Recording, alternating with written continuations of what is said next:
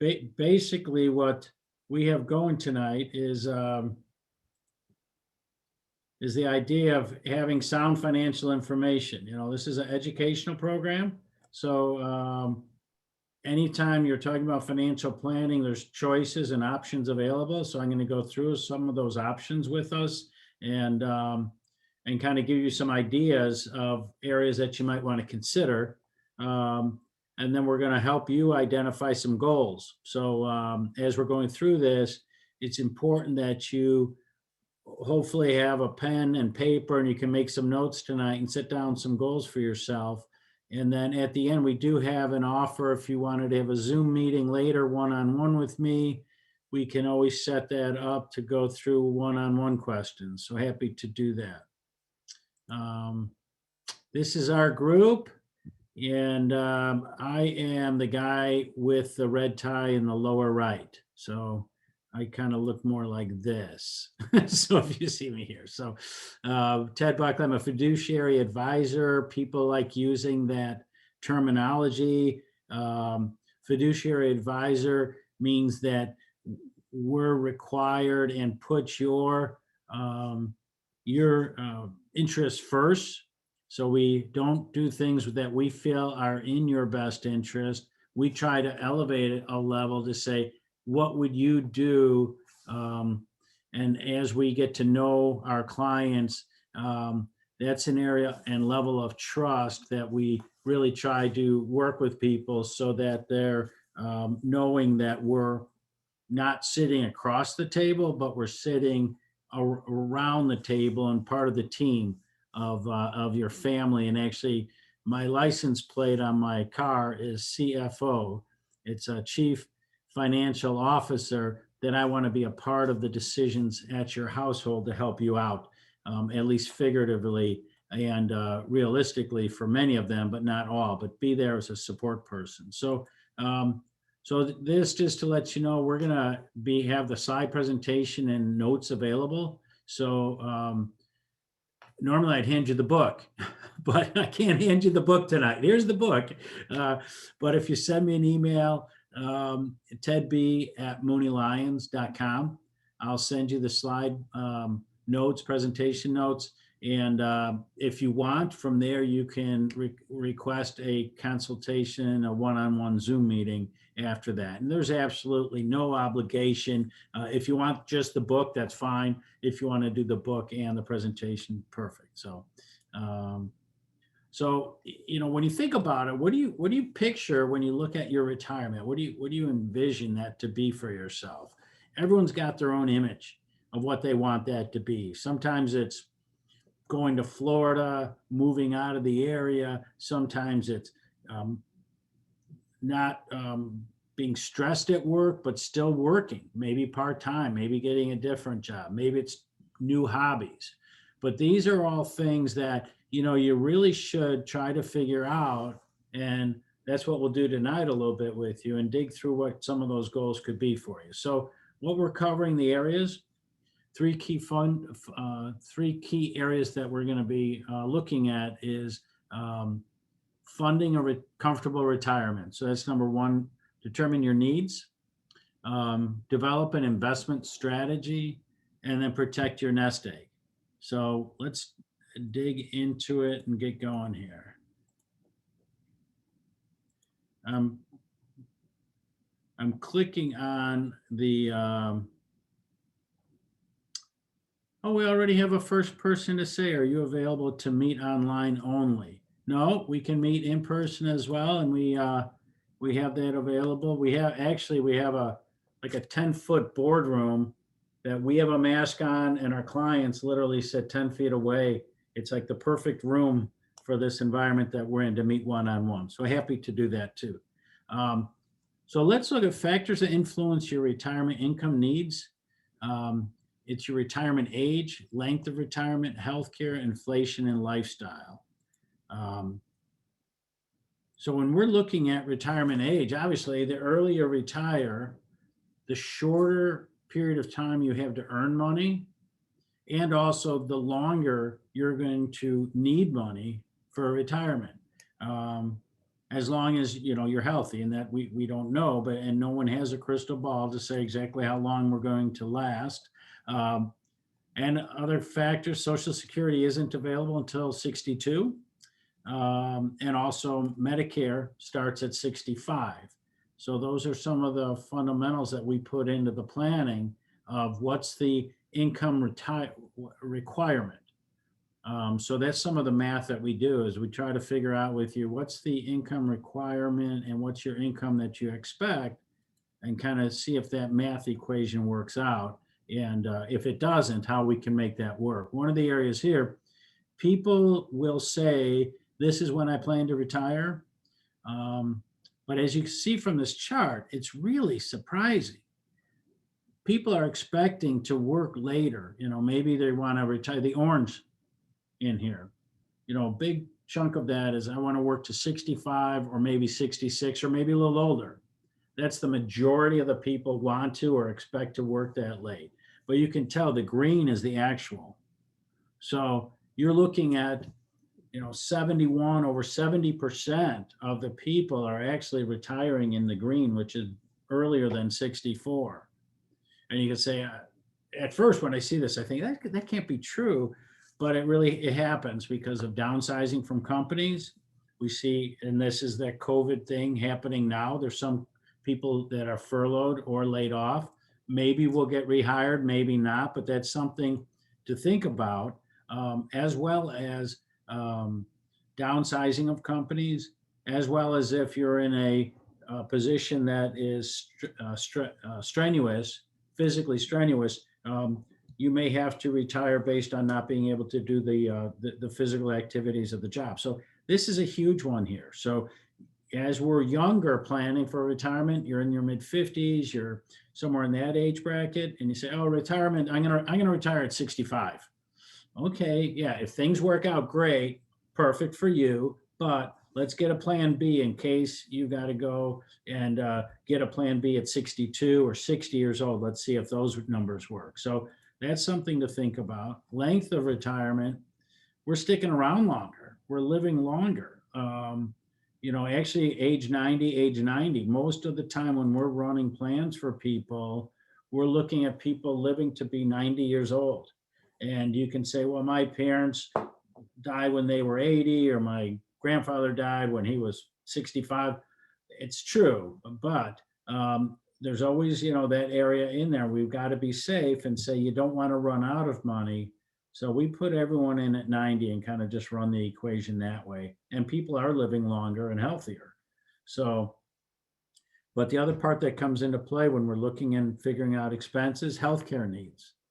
So we look at these costs. It's happened in 2016, 2017.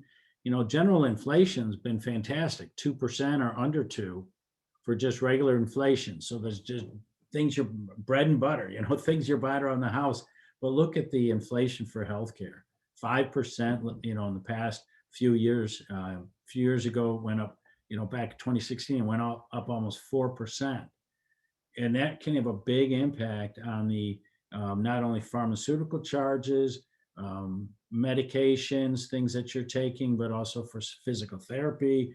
Everything around healthcare is going up. So we have to put that in part of the equation for the need of what the cost of inflation will impact you to be, is shown on this chart. So we've got a gallon of milk, we've got a haircut, running shoes. These numbers almost seem crazy, but when I graduated college, believe it or not, I didn't graduate 10 years ago. So when I graduated in the 1980s, I bought a car. It was a Datsun before Nissan bought Datsun, and the car cost me under $5,000 brand new. Now you cannot even think about buying a brand new car for $5,000. It's 20,000 or 25,000. There's a range for that, but so that's the whole idea of saying, so it's kind of relative to say, okay, well, when I got out of school, I made X dollars. Now the people coming out of school are making so much more. But that's where the important thing to remember on inflation is, when you go into retirement mode, you no longer are getting a raise at work. You're no longer getting the opportunity to get a bonus or make some extra money at work. Your plan is based off of getting your investments to grow so that they can support you and have a lifestyle that you're comfortable with throughout your whole lifetime of retirement, and be able to beat inflation. So that's why, I talk to a lot of people and they say, hey, Ted, I'm retiring. I want to put my money in safe things. Well, CDs are under 1% now. Money in the bank you're not making any money there. So you really need a strategy, and we'll get into that later in the presentation, of how do you get your money to grow for you without getting too risky, because that's the teeter-totter. You need it to grow for retirement, but you can't put it in a mason jar in the backyard and expect that to carry you with the inflation that's happening every year. So the other side too is, what's your lifestyle? What do you plan on doing? Some people are looking at it and thinking, hey, you know what? I haven't gone on vacation in a long time. I want to do and be more active.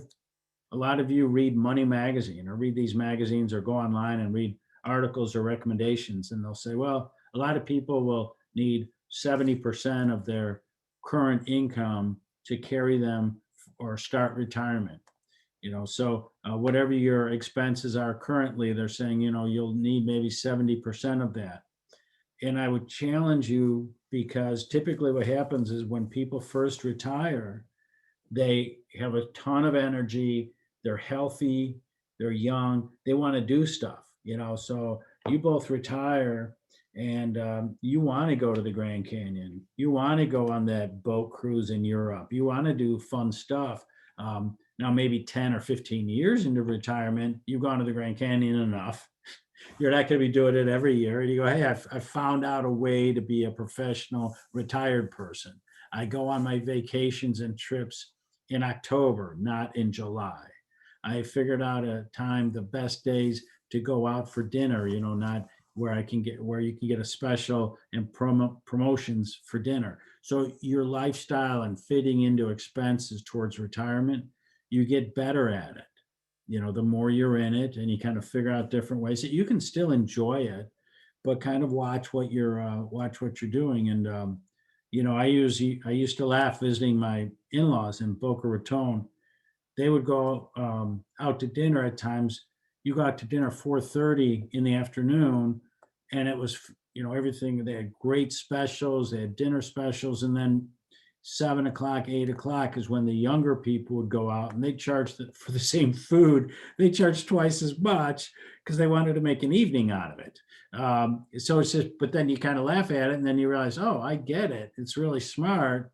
You are on a fixed income, and that's where you really have to kind of make these things good, smart lifestyle decisions to live comfortably. So that's the goal. That's what we want to all achieve, is having a enjoyable life during retirement. So where are we going to get money from during retirement? So we've got Social Security, we've got continued employment earnings. So maybe you're retired, but you're doing some part-time work or some other kind of work. And then you've got personal savings. So that would be maybe money in the bank, or maybe you'd have investments. So they're either a brokerage account, you're in a mutual funds or something like that. Then you also have tax deferred, and then you have taxable investments. We'll go through that in a minute.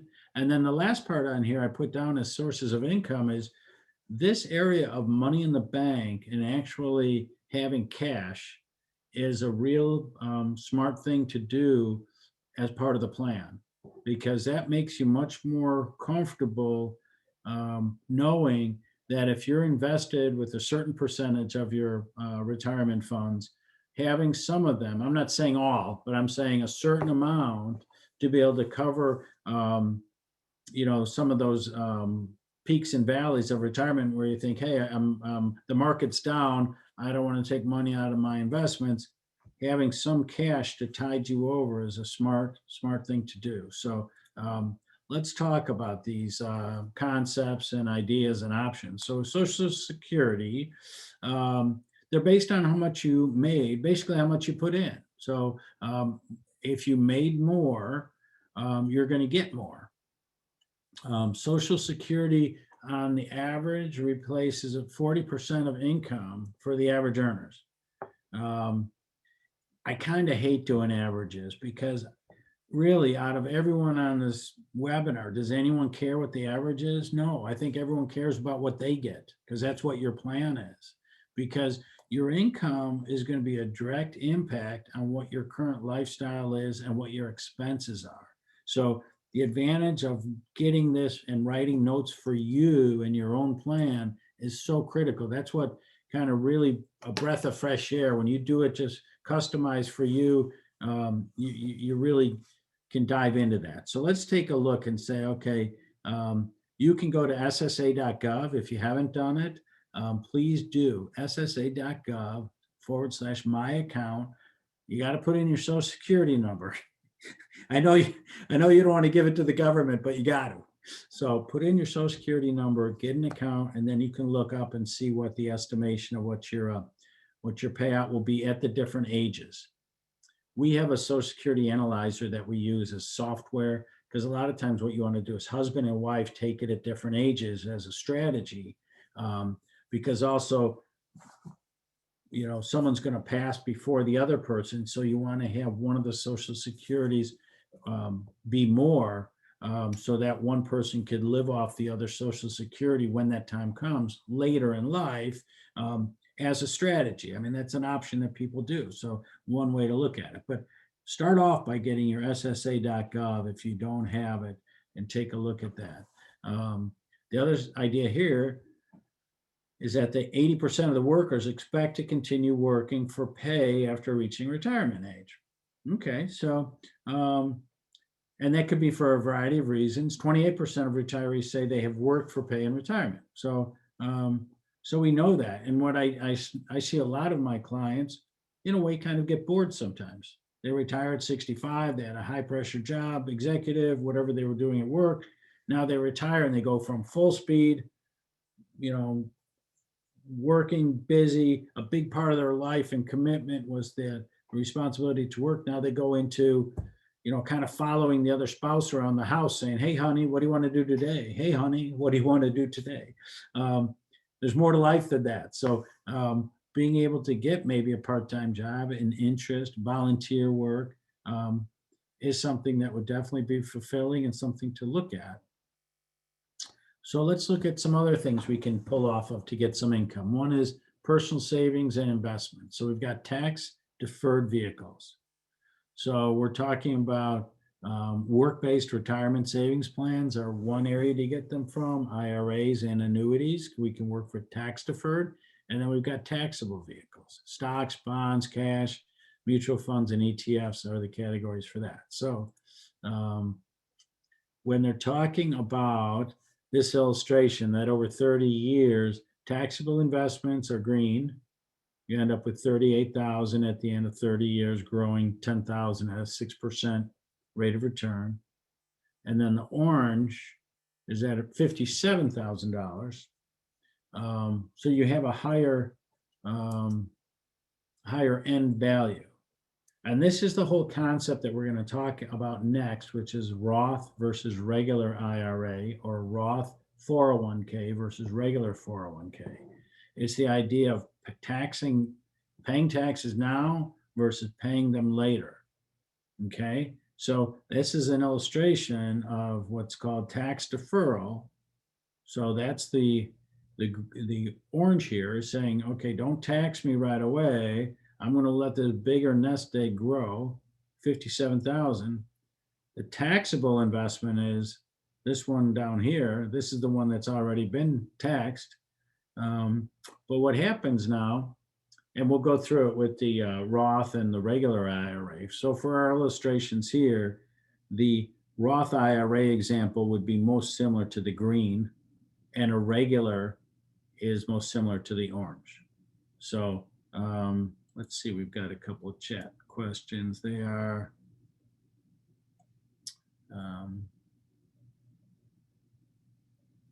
great questions. And they go into the detail of Roth, like at a certain age, do you recommend a Roth? or a Roth IRA or a Roth 401k, and at what age do you suggest switching traditional options? Great question. Let me go through both Roth and regular, and then I'll kind of give you some thoughts on which may fit in. And you're right, you have going into how old you are has definitely advantages to to one over the other, but there's other considerations too. So I want to bring them all up. So work-based retirement plans, those are work-based pre-tax. So that would be what most people, oops, let's go back. I'm sorry. Okay. Work-based, those are 401ks, let's say, or 403bs or 457s. Those are all just where you work is the number that's there. 403b is a hospital, for example. 457 is you're working for a government, and 401k is mainly private companies. So they're all could be, or for most of us, the bigger part is what we have is pre-tax contribution. We put it in our 401k, we don't get taxed on it, we let it grow, and it's a way to pay our taxes later. So it's tax deferred accumulation. A nice, huge thing about that is possible employer match. So one way to think about that, if you are in a 401k and you, here we go. Boy, I'm pushing traditional. Okay, I don't want to miss this one part because if you're in a 401k at work, please at least take out the match. So if they're giving you a 3% match, if you can afford it from a cash flow at home, make sure you at least take the 3% out to save, and then the company will give you 3%. And then there's annual contribution limits. Here's what they are. Traditionally, it's $20,000, or excuse me, $19,500. And then if you're over 50, they let you do a catch up. They let you, if you have the cash flow available, put in an additional 6,500 as a way to catch up because you're on a sprint to save more, right? So work-based Roth contributions. So those are the same numbers I gave you before, but how they do is they come into your 401k or 403b after tax. So the funds grow tax deferred. Qualified distributions are free of federal income tax. So when you take them out, you've already paid your tax. So what you're doing is you're paying now. Must meet a 5-year holding requirement and have reached age 59 and a half or be disabled to take them out. Kind of the same requirement many times for a 401k for a regular Roth and regular have some of the same rules. This one is the 59 and a half is one that's very common. And also here, unique to Roth is non-qualified contributions are taxable. So in a nutshell, when you look at a Roth, an advantage by age is if you have a 401k at work and you're 28, 30 years old, and you have an option at your work employer and they have a 401k and they either have a Roth contribution or a regular contribution to the 401k, many people would say you are not at your high earning level yet. You're probably not at running the company. Maybe you are, which is awesome. But if you're not yet, you're not making a boatload of money in relative terms, right? Putting your money in a Roth is a move many people do because you're not trying to save as much as writing off taxes. So let me give you the example, because if let's say you're 55 or 57, all of a sudden you're vice president of a company, you're making a nice living there, you've got a high income, you can write off your 25,000 limit because you're over 50, your $26,000 limit there.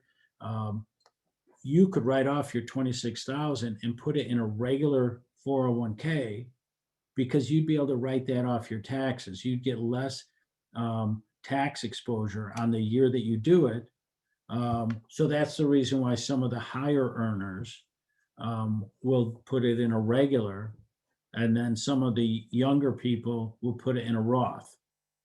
But getting back to the other question now, because no one knows the future, what we're saying is um, we're saying that between the Roth and the regular, that if you're investing in a Roth, you're kind of thinking that the taxes will be higher for you when you retire than they are now, right? Because let's say the 30-year-old taxes are lower.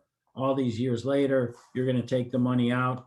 And that concept is, who doesn't think taxes are going to, or let me ask it this way.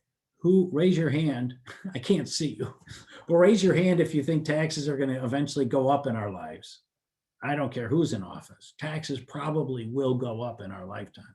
So that's why having some in a 401k towards Roth and having some not Roth is a strategy a lot of people are doing, just to have a little bit in both areas to be able to hedge the future. Okay. And the same rules are true. You can have a traditional IRA, and then you can also have a Roth IRA. So that's pretty much on, it's the idea, do you want to pay taxes now or do you want to pay them later? So that's the concept, and it doesn't have to be all or none. You know, many accounts now, people, I'll sit down with them and they'll have a certain amount going into the Roth and a certain amount going into the regular. So not a bad way to go. So another tax deferred vehicle or tax way to tax deferred is to use annuities. Annuities are kind of misunderstood. They've gone through a lot of bad press depending on who you talk to. You can talk to 100 people, 50 of them will say, oh my gosh, I love my annuities. They really help me out when I need them. Then you'll talk to 50 people and they'll say, I don't have an annuity, but my grandmother had one and I just think they're a ripoff. They're too expensive and they don't, they're not flexible with being able to take the money out. So there's definitely pros and cons to annuities. And I say that right up front because they're a tool that you can use when needed. They're not one size fits all. So if you go to a dinner at Ruth's Chris, you go out to dinner and they say, hey, buy an annuity from an annuity salesperson, I would say caution, caution. Really do a little homework, do a lot of homework before you do that. Annuities fit in as part of the game plan. Okay. So they can be a good idea, but they're part of the plan. So you can get different types. Some annuities are fixed, some are variable, some are tied to the indexes. So those are nice advantages that you can have. Also, there's some annuities that will have guaranteed income for the rest of your life. So those are nice too. But there's a trade-off for all these types of investments you have. So an annuity, it can guarantee income for the rest of your life, but there's some there's trade-offs as far as flexibility in liquidity. Some annuities don't allow you to be liquid. Some don't allow you to take the money out right away in case of emergency or you have to pay penalties. So it's important that you read all the documents for the annuity. But I do want to stress, they're not bad. I mean, they just have to be used at the right time for the right person. All right. Let me look at the chat here. Yeah, I think I covered this. We talked about whether the employer Roth 401k was a good one, and I probably came in before I answered it. And definitely, the employer ones are fine. You can do a certain amount in a regular, a certain amount in the other. Husband and wives can split theirs up between one. If one has a better plan towards a Roth, and you can do a Roth at work, and the other spouse can do a non one. But they really they give you some variable, and I don't think you need to be all eggs in one basket. But part of that is we got income planning, and then we've got tax planning, and that's the big part about this whole process of retirement is later on, when you're pulling the money out, you want to have a tax advantaged way to pull your money so you don't go into a high income bracket. Um, and this is the area we talked right into, taxable investments. So you bought stocks, bonds, mutual funds, cash alternatives. Um, so you're invested there, and every year as they grow, you get taxed on those. Um, so so you have a couple of levers you can pull into when you're in your mid 60s, late 60s, and you're trying to pull money out. You got Social Security, you got pensions, you can use annuities, you can use your Roth or your 401ks, IRA money, and put a plan together so that you're keeping below thresholds to not hit the next taxable threshold. So if you're taking money out in a Roth, it's going to be taxed differently, obviously, than they take it out from a 401k, from a regular 401k, or from these investments. They're all good, and you have to, and we all do. And I don't want to say I'm happy to pay taxes, but it's important to kind of have the attitude. That's where the attitude we have is we pay our fair share. We pay what is due. We don't try to avoid taxes to set ourselves up into a bad way, but you don't have to pay more than you have to. I mean, it's something that's out there to say, hey, you know what, if there's a way to kind of develop an income plan to not pay as many taxes, that's the plan you need to look at. And that's how we look at income throughout retirement. So this is an area here is that really a small percentage of people really try to figure out how much they need, how much they have to save, and how much they need. So, part of the goals here, if I send you the PowerPoint presentation I'm going through right now, is calculating your goal of what you're going to be needing for expenses. So that's a good exercise to do with pen to paper, to take a look at what's individual for you, and that's what's most important. So let's take a look at the investment strategy and see where we're at here. So we've got developing and looking at different fundamentals here. And the area we're really looking at is diversification, asset allocation, and dollar cost averaging. Diversification we could look at, and what's interesting with that is the definition, it couldn't be more easier, right? It's investing in different investment vehicles in an attempt to limit the exposure so that if one sector doesn't do so great, it won't knock out your whole portfolio. Makes sense. What would be an example? Let's say you invested everything you owned in Blockbuster years ago. Blockbuster goes under. Everything you own just goes to zero. That's not diversification. That's the opposite. You're in one thing that's really the high flyer at that time. Years ago, believe it or not, Blockbuster was big. And now what do we have? We have the technology investments. We've got the FANG stuff, the FANG. So we've got Facebook, Amazon, Netflix, and Google, FANG. Those are really good high flyers. They've been really growing the last few years. But if you're doing retirement planning, that's not diversification. You have to really be careful on being able to spread your risk out so that if one area doesn't do great, others will help you out. So this is the idea here. They just have an example, $200,000 over 25. The green is the 6%. And then they're showing you on the example here is that, if you're diversified, you'll make more. That's not necessarily true. We don't know.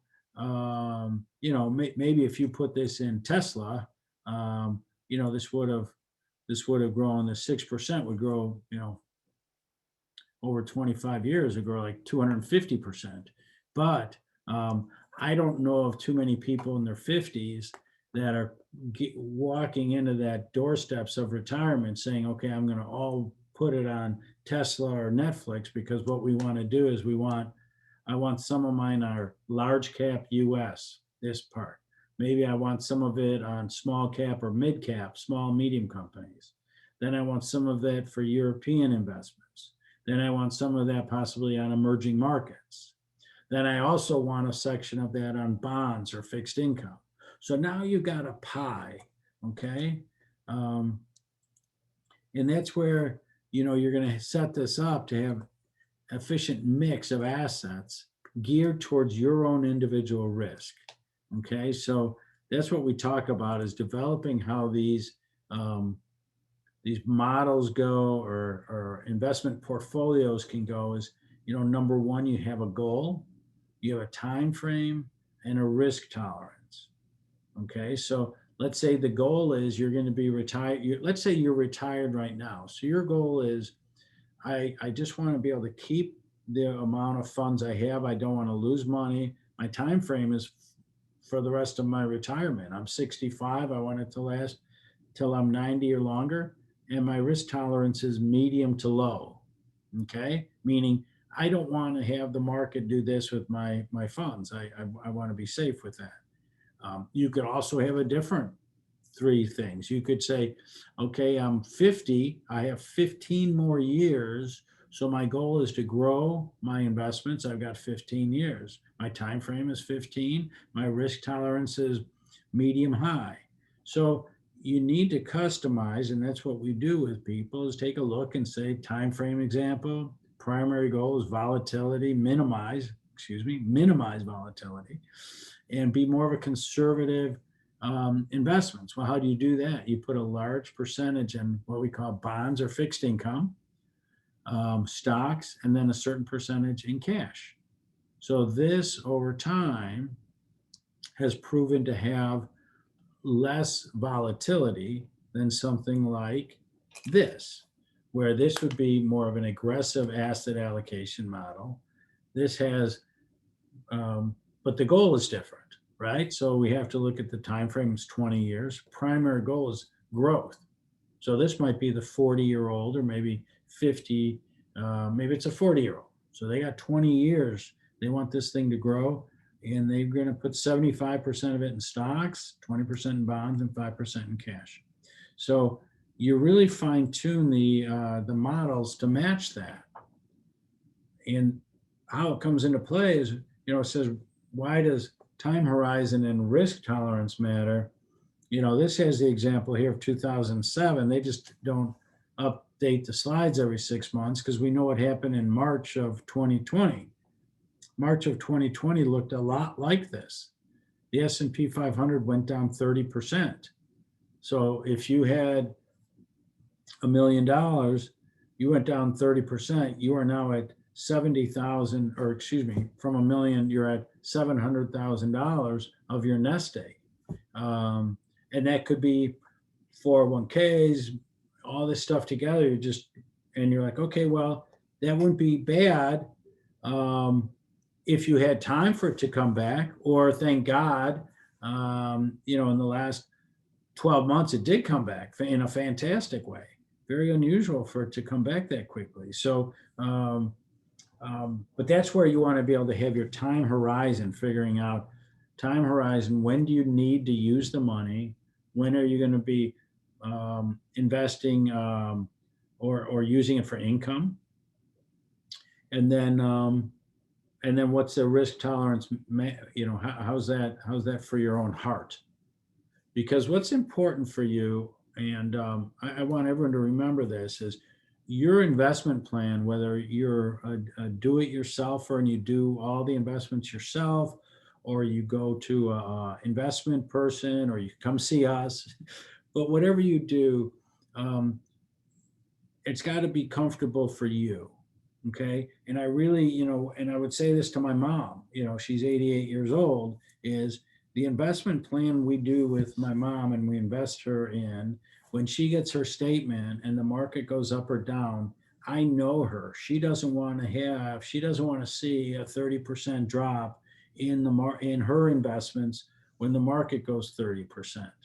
So we have her in a different allocation that's going to have a lot of that fund not drop when the S&P or when the when the Dow Jones drops 30%, you want to have your investments diversified. If that's your heart and that's your risk tolerance, you have to talk to your advisor and say, hey, I want to be in safer investments. And then you need to say, what's my time horizon? And then what's my income need? You put all these things together. It's like a jigsaw puzzle to have it work out to be your plan. That's my point. It needs to be your plan. So dollar cost averaging, what does that mean? Dollar cost averaging, everyone in here who has a 401k at work does this. You put a certain amount of money in on a regular basis. And that's pretty much what we've been taught to do when money gets taken out of our paychecks. Throw it in the 401k. First of all, we don't see it, which is fantastic. But the other side too is that it comes in a way that over a period of time, you take, for example, $100 every month, take it out, throw it in your investment. You can throw it in your 401k, or if you say, hey, if I got an extra $100, I'm going to throw it into a mutual fund. And I'm going to invest it in a mutual fund that's not a retirement fund, but I'm just going to throw in $100 a month. Totally good idea. I mean, that can work sometimes if you got to fit it in with everything else. But what happens here is that you see, depending on the month, the share price could be up or down. Here's at 6, next month's at 3, then it's at 4, 8, and 5. So the total is 26, but the shares acquired, you got 107 shares. So the average price is about $5.20. The average price per share is about $5.20, $26 divided by 5. So what you can do here is that you're flattening out the ups and downs of buying. So sometimes you're buying it kind of like on sale. You're getting it for $3 here, pretty good on sale price. The month before you bought it at $6, you pay a little bit more. But over a period of months, years, it'll be a what they call average. Your dollar costing the average when you come in. So you're not buying at the very highest for all of it. And you're not buying it for all of it at the very lowest. You're buying it throughout the time period of the market, which builds that up to make it a little bit more of a strategy that people feel very comfortable with. So the last area that we're going to tackle here is this idea of funding for a comfortable retirement through protecting your nest egg. Oh, we got a couple more questions here. Let's find out what's happening in the chat.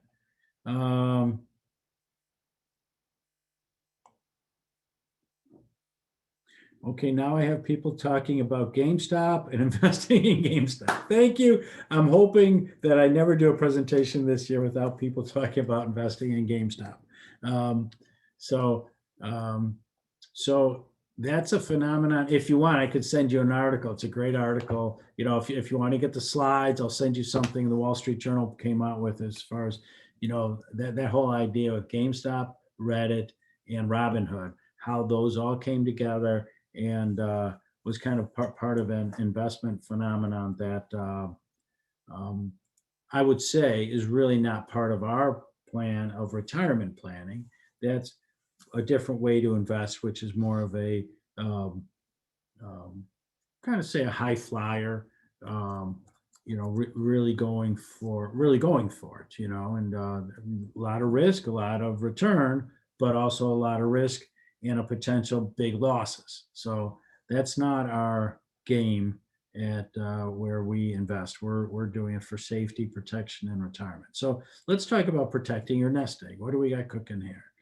So number one, how do you do it? Start saving now. And you could say, hey, Ted, great news. I'm 50, I'm 55. I should have saved more earlier.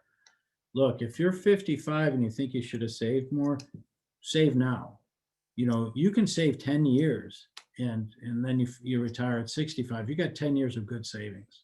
So I really encourage people that it's never too late to start, build a nest egg as much as you can, and don't think you got to start when you're 30 to have this mega amount.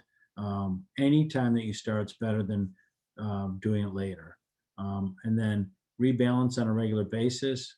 So what we're talking about now is over 20 years, 35, 40, is that consistency over time, putting money away when you can and letting that build. Um, so rebalancing, what they're talking about is when you looked at one of those pies that we had of stocks, bonds, cash, if all of a sudden the stock market's doing great, that part of the pie starts growing. So maybe at the beginning your stocks were only 60%, but after a good year, your stocks could make up 70%. So rebalancing is squishing that back into the pie again and saying, okay, let's reconfigure some of the stocks, bonds, and cash to rebalance. So that's something to consider and look at, and be consistent on it. So that's something definitely not to ignore for sure. The other side here is preparing for the unexpected. And it's life, right? And that's life that just happens. And I don't know of anyone who doesn't have bumps in the road, unexpected, whether it's an illness, whether it's getting laid off, or unexpected positives, right? Grandchildren, new job, promotions. It's life. But the idea of the unexpected for tragedy, you really have to figure out and take a deep look to figure out, is your plan, is your investments, are they enough to set and work with your family? And that's where we're talking about the boring issue of life insurance. There's nothing more boring than life insurance, right? Raise your hand. But there's nothing more important than life insurance when you need it. And we all know if life insurance was free, we'd all sign up for it. But then again, if you're at a point in your life and you have paid off your mortgage, you have a nice nest egg, you're already retired, you've already gotten your kids through college, and you think, Ted, why am I going to buy more or buy new insurance? Well, maybe you don't need to, but it's something that you should really do an insurance checkup for life insurance. And there's different reasons to get it. One is to help preserve your estate. There's different strategies, help protect your business, and also fund unexpected expenses. So there's not just the life insurance that you think of.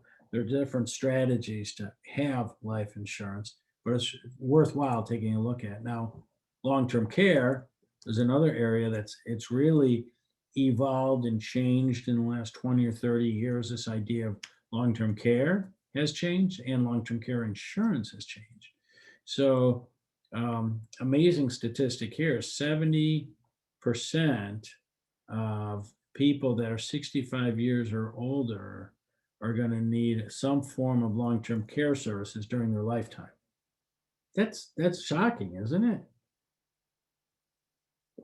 So, but that's where we have to define what they mean by that. So long-term care need, it might be home health care. It might be someone coming by the house. It doesn't necessarily mean, that you're living at the facility. So there's different needs for it, but there's no doubt about it. It can really put a damper on a retirement plan during those later years if there is not a plan to handle some of the long-term care. And there's very creative types of insurance now. There's insurance that allows you to have life insurance and then have a segment of that be long-term care. There's types of long-term care insurance that actually will repay your premiums if you get to the point you're like, hey, I want my premium back. You have to have a certain insurance to have that work, but that's one option. And there's many others out there. So my point on this idea of the insurance and don't get caught surprised, that whole idea comes through with do an analysis and you put this in with part of your retirement plan or part of your investment plan. So that's when we look at a little bit about your overall retirement plan should include insurance, investments, income planning, strategy for Social Security and pensions, and taking a look. Also, we didn't even cover the other we look at ourselves as part of a three-legged stool, right? We've got ourselves as the financial advisor. The other leg of the stool is the tax guy. He's working to work really hard to make sure you're not overpaying taxes. Then the other part of the three-legged stool is the attorney.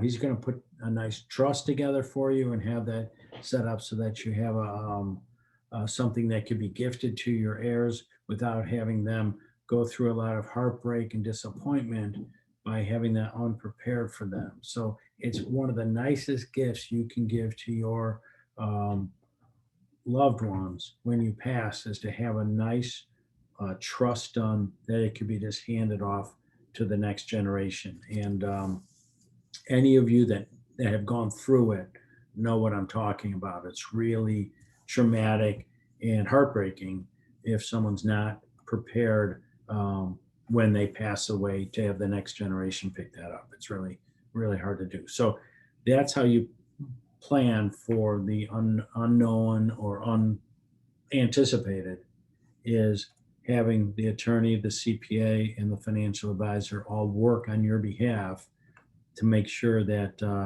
that you're lined up with what you need. And that's where I look at this, putting your knowledge to work. So like I said at the very beginning, I commend you for being here, and I really hope everyone learned something. And you learned a lot, but I hope everyone learned something.